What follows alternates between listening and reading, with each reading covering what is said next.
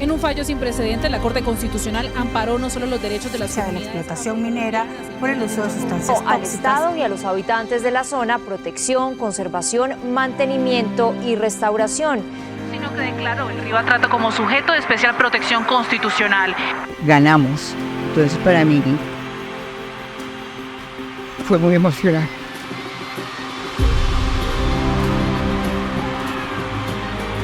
Lloré porque considero que la sentencia es rescatar el río y rescatarlo para las comunidades chocuanas, para el país, para el mundo entero.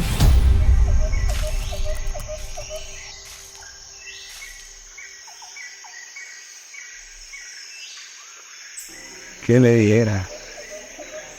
Para nosotros no ha cambiado nada, antes al contrario.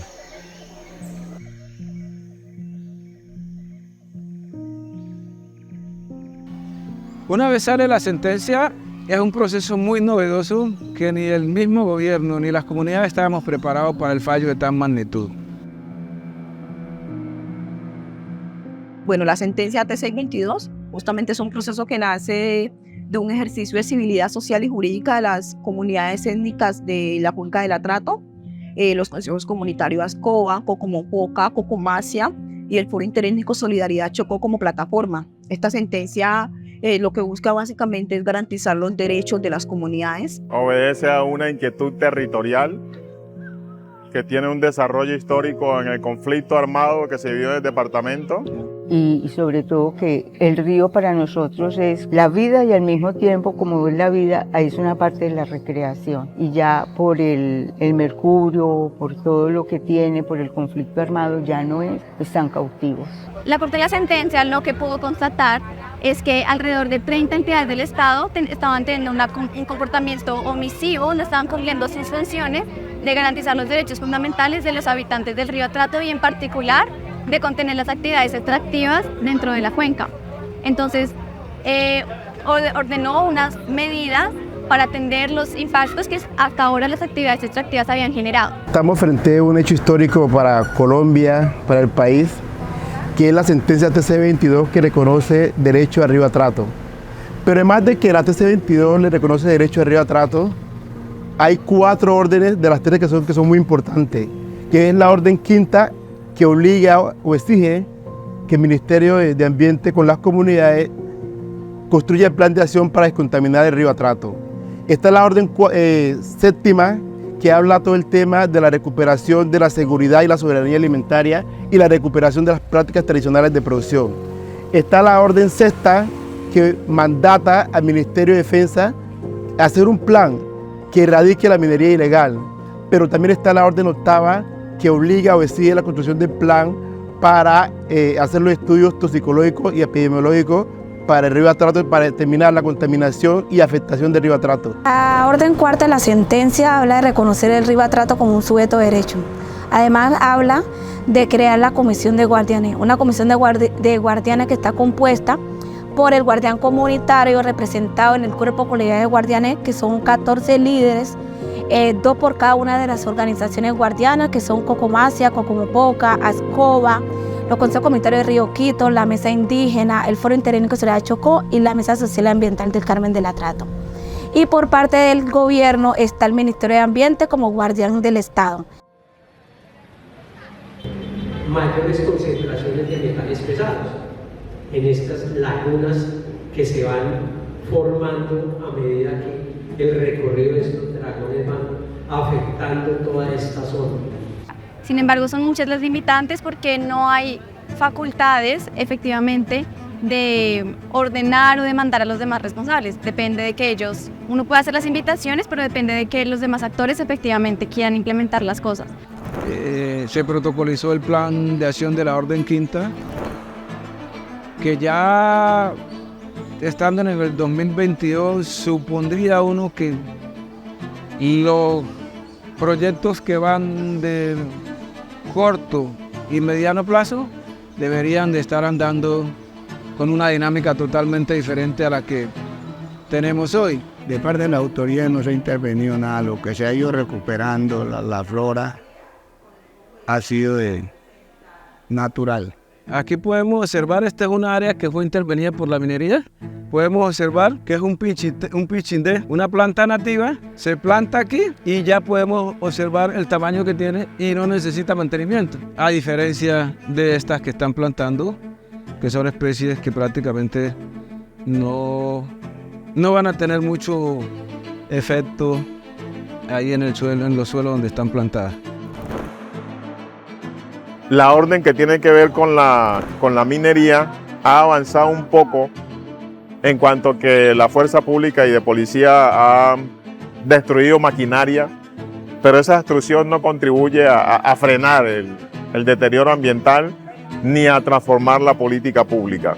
El Ministerio de Defensa no le tomaron la seriedad ni la responsabilidad que se requiere un proceso de tanta magnitud, porque el ejército no permitió nuestras opiniones.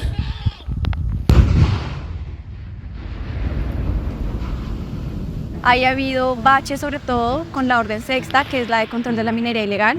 Con el Ministerio de Defensa no se ha podido tener diálogos. El plan no fue construido conjuntamente, ni siquiera fue socializado, y no hay una voluntad en este momento de que sea revisado y se ajuste a todos los criterios que estableció la orden. Hace 20 o 25 años era una despensa agrícola, donde nosotros, la inmensa mayoría de su población, de sus campesinos, se dedicaban al cultivo de las hortalizas, al cultivo de la yuca, del plátano, del café, del maíz y muchos otros. Y como lo decía ahora, con la llegada de la minería, pues prácticamente quedó arrasado todas estas tradiciones y costumbres agrícolas. A esa orden, digamos que hay un desafío importante, que es su implementación, pues se construyó más desde la mirada de un modelo productivo propio para el territorio, y que muchas veces no se comprende o que difiere mucho con el ámbito central o cómo se hacen las políticas en materia productiva en el país. La orden octava, en el marco de la sentencia T622 de 2016, ordena la realización de un estudio toxicológico y epidemiológico a lo largo de la cuenca del río Atrato. En este estudio se tomaron más de 5.000 muestras en 13 municipios de la cuenca. A partir de ese estudio, se inició un proceso de entrega de resultados que al día de hoy, no se tiene certeza y garantía del proceso de ruta e implementación para garantizar la atención en salud a las personas que fueron y que salieron afectadas a partir de los resultados de los análisis. Ahora, entonces, después de concluir como la construcción de esta hoja de ruta a corto, mediano y largo plazo, lo que falta es que se garanticen los recursos y estas iniciativas o acciones contempladas en los planes efectivamente se implementen. Se ha convertido en un instrumento de articulación y de gobernanza territorial muy importante. La importancia de la sentencia radica primero que invita a las instituciones del Estado a poder dialogar de tú a tú con las comunidades. Se ha logrado que las articulaciones, las decisiones que se tomen en torno a la cuenca sean unas decisiones que se tomen en conjunto con las comunidades. Como logro más importante ha sido el de concertación con los diferentes ministerios que vengan al territorio y no como antes se hacía desde Bogotá, por ejemplo. Entonces, yo creo que ha habido falta de voluntad para poner a funcionar la sentencia, falta de voluntad de las administraciones municipales, de las gobernaciones, especialmente la de Chocó, y así por el estilo.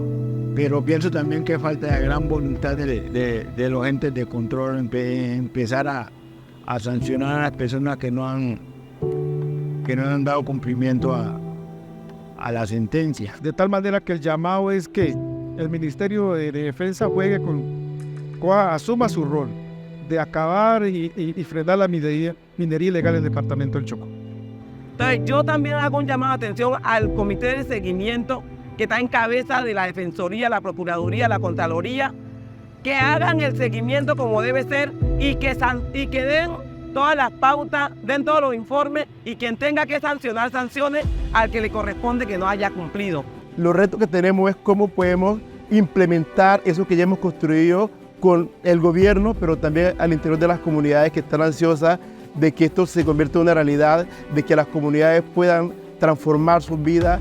Pero también decirle al gobierno nacional que cumplan. Ya nosotros ya no queremos divulgación solamente, queremos implementación. Y la primera implementación es la recuperación del río Atrato.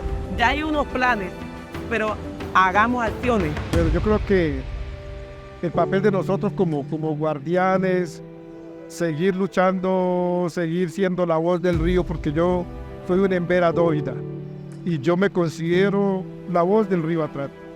Yo soy como esa persona que el río Atrato ha designado para que hable por él. Entonces, toda esta problemática tenemos que seguirla dando a conocer para que nuestro río, que hace parte de nuestra vida, no se acabe.